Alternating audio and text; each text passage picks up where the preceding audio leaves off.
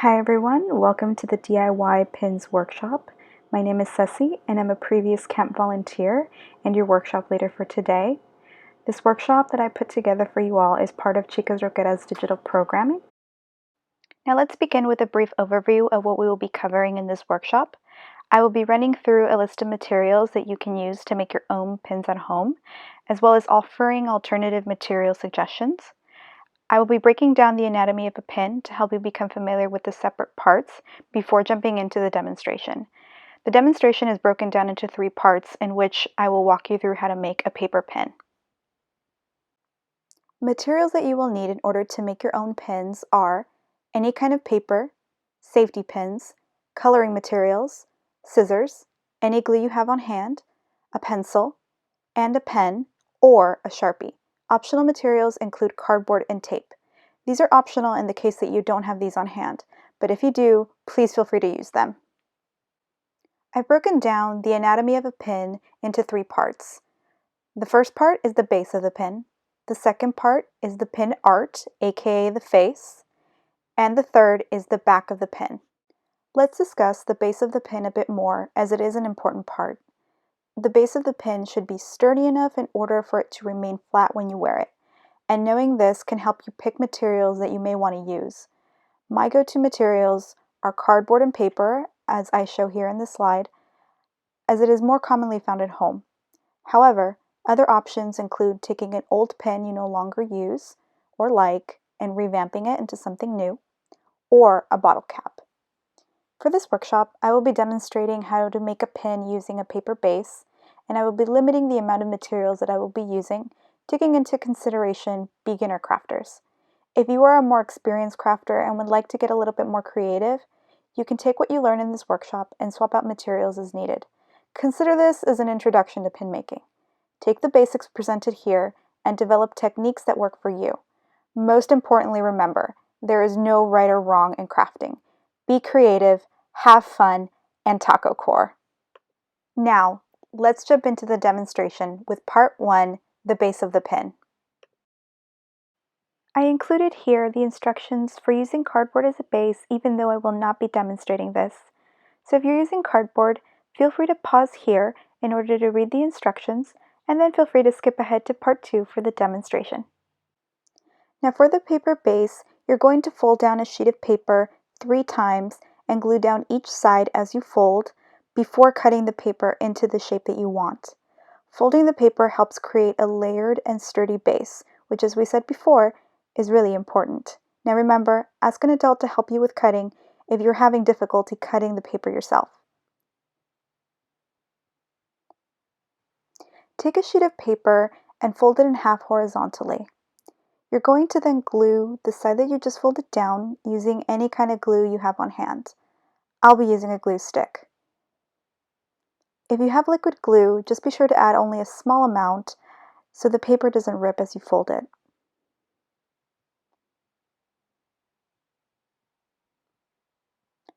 Fold your paper in half again, this time vertically, and add glue to the side that you will be folding it onto. Fold it one last time horizontally and add glue to one side.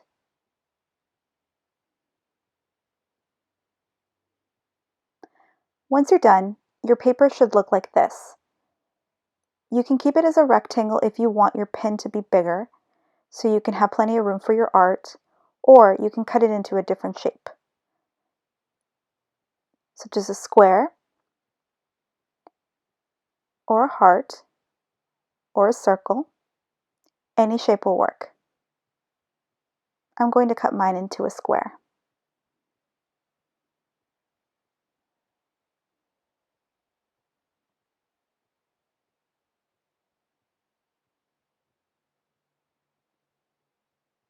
And this is the end result. Now be sure to save your scraps of paper, as we will be using them later on when we focus on the back of the pen. For now, just put them off to the side. Now we will be moving on to part 2, where we will be creating the art of the pen. Feel free to be as creative as you want with this part. If you have a printer, you can print out an image that you like, or you can cut things out of a magazine. If you are a more advanced crafter, you can create a collage by layering different images and words onto a background. If you're a beginner, you can draw your pin art as I will be demonstrating. First, you're going to take the shape that you just made for your base, and you're going to trace it on a new sheet of paper in pencil. The artwork that you will make for your pin will be inside this shape. Once you have your shape down, draw about 1/2 inch border around it so it looks like a square inside a square. The border is meant to give you some wiggle room when you cut all of this out so that you don't cut into your artwork.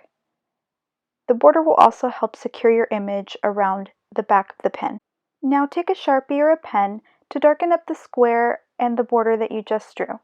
This step is optional, but I do think that it helps keep your lines visible after you add your artwork, as you will see in the next step. For the artwork, I will be drawing a camp slogan over a simple colored background. Follow along with me if you'd like, or create something completely different. To do this, take any coloring supplies you have on hand, I'll be using crayons, and color in everything. No need to color inside the lines.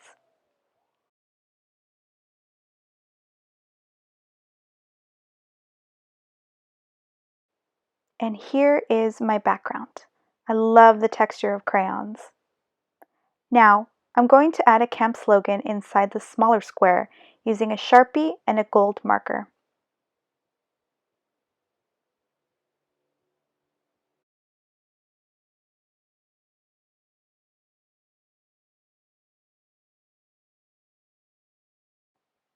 And here is my background and slogan all done.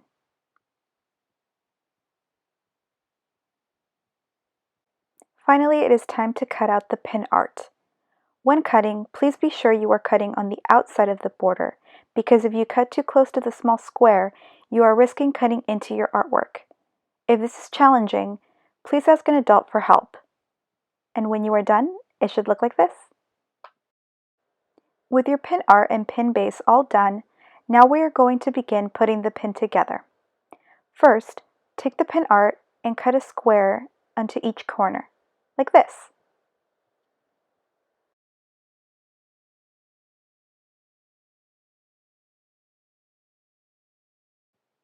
When you are done cutting, it should look something like this. Now glue your pin art onto the base of the pin.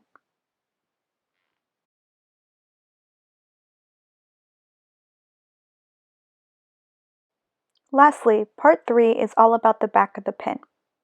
On the back, you will be securing the pin art in place and adding a safety pin.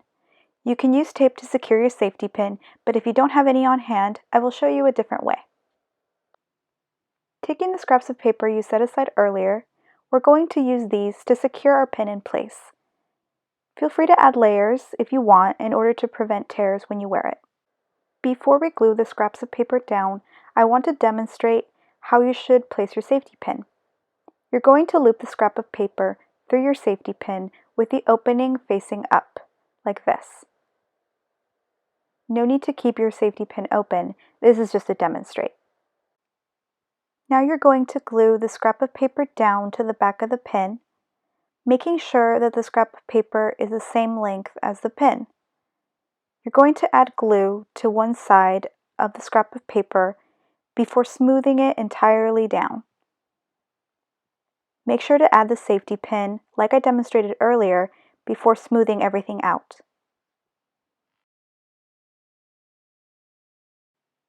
Now fold over the borders of the pin art to secure in place the scraps of paper that are holding down your pin, and to make sure that your pin art is completely secure onto the pin base.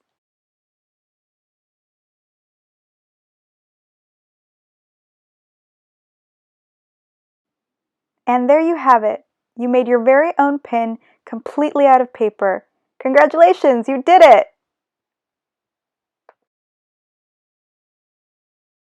And here is a much better view of the final results. Remember, you can always decorate your pins further using stickers or other things that you have at home. Just remember to let it dry completely before wearing it so that everything stays intact.